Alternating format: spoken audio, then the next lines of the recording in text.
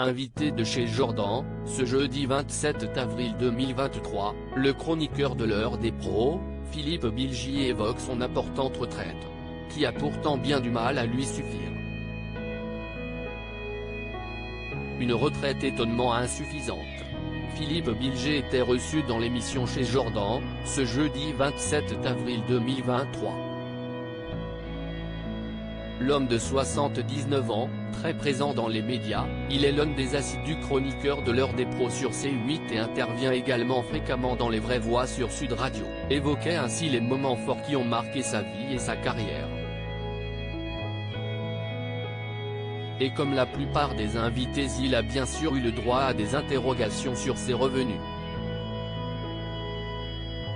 Celui qui a pris sa retraite d'avocat général le 1er septembre 2019, a donc dû se confier sur le montant de sa pension. Un divorce calamiteux qui m'a coûté une fortune. Ma retraite est de l'ordre de 4 500, 5 000 €, grosso modo, a révélé l'acolyte de Pascal Praud, avant d'ajouter, puisque vous me posez une question personnelle, elle est complètement absorbée par mon loyer et par ma pension alimentaire. Absolument, a-t-il expliqué face à un Jordan de luxe très surpris.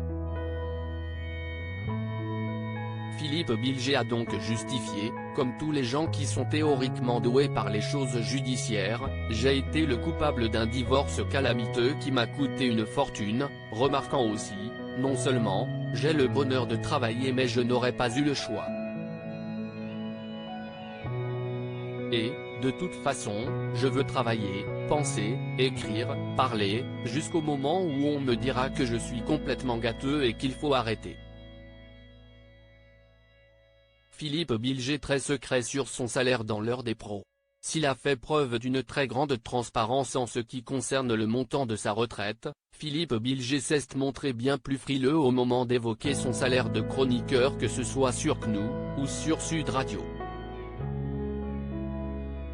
S'il reconnaît gagner tout de même plus dans le cadre de ses activités radiophoniques, quand le présentateur lui demande combien il touche par mois, la réponse a le mérite d'être claire, je ne vous le dirai pas, élude-t-il, avouant cependant, alors je suce à des années-lumière d'Elon Musk, le milliardaire à la tête de SpaceX, Tesla est désormais propriétaire de Twitter, note de la rédaction, mais je gagne plus que les gens modestes qui se battent pour leurs conditions quotidiennes et, peut-être, contre la loi sur les retraites, a-t-il conclu.